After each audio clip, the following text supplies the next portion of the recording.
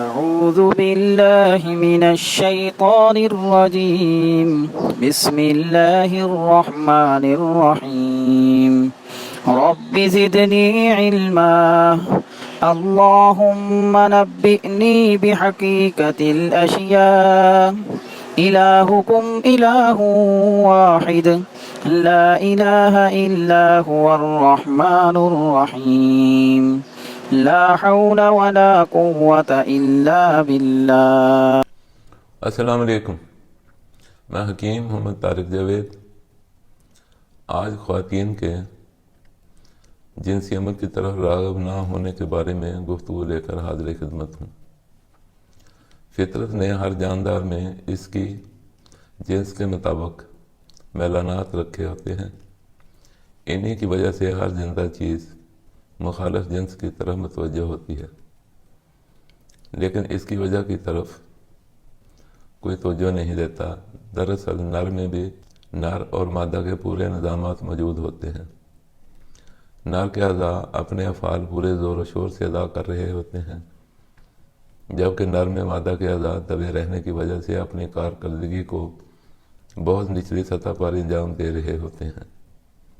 اسی طرح مادہ میں بھی مادہ اور نر کے تمام اعضاء موجود ہوتے ہیں، اس فرق کے ساتھ کہ مادہ کے اعضاء اپنی کارکردگی کو پورے جوش و خروش سے جاری رکھے ہوئے ہوتے ہیں، لیکن نر کے اعضاء اپنی کم ترین سطح پر اپنی کام جاری رکھے ہوئے ہوتے ہیں۔ اگر کسی وجہ سے مردوں میں عورتوں یا عورتوں میں مردوں کے اعضاء اپنی کارکردگی بڑھا دیں تو مسائل جنم لینے لگتے ہیں۔ آپ نے زندگی میں زنانہ خصوصیات کے حامل مردوں اور مردانہ خصوصیات کی حامل خواتین کو ضرور دیکھا ہوگا، اور بنیادی نظامات کا یہ عدم توازن دماغ پر اثر کر کے مردوں میں زنانہ سوچ اور خواتین میں مردانہ سوچ پیدا کر دیتا ہے۔ جدید سائنس کے پاس اس مسئلے کا کوئی حل موجود نہیں کہ باہر سے ہارمونز دے کر اس مسئلے کو حل کرنے کی کوشش کرے۔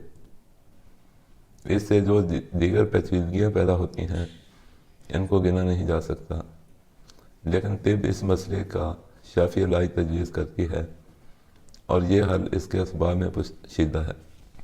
وہ بچے جن کی پرورش بچیوں میں رہ کر ہوئی ہو، یا وہ بچیاں جن کی پرورش بچوں میں رہ کر ہوئی ہو، ان مسائل کا اکثر شکار ہوتے ہیں۔ جن بچوں کو بچپن میں غذائی قلت کا سامنا رہا ہو، ان میں بھی جوان ہو کر یہ مسئلہ گھمبیر شکل اختیار کر لیتا ہے۔ اس کے علاوہ وہ خواتین جو فاسٹ فوڈز، ہوٹلنگ اور تیز میزت مسالوں کی شوقین ہوتی ہیں، یا وہ خواتین جن کا اکثر واسطہ اپنے سے کم درجے کے مردوں سے رہتا ہو، عموماً اس مسئلے میں پھنس جاتی ہیں۔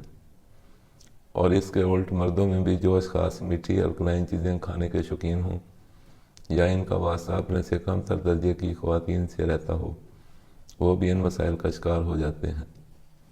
اس مسئلے کا حل بہت سادہ اور دلچسپ ہے۔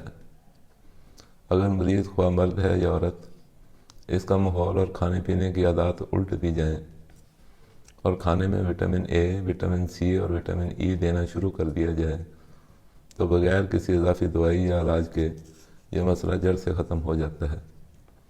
خصوصاً خواتین میں تغذیت والی اغذیہ روک کر غذائی اغذیہ کے 4 نمبر 5 اور 6 کی اغذیہ دیے جائیں، اور اخروٹ 1 عدد، کھجور 2 حصے اور بادام 4 حصے ملا کر کھلانا شروع کر دیا جائے تو بہت کم عرصہ میں جسم کا اندرونی ہارمونل نظام بیلنس ہو جاتا ہے، اور خواتین مردوں میں دلچسپی محسوس کرنا شروع کر دیتی ہیں۔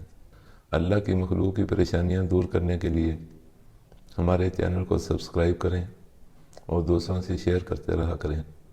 اللہ تعالیٰ آپ سب کو خوش رکھے، دعا میں یاد رکھیں۔ والسلام علیکم ورحمۃ اللہ وبرکاتہ۔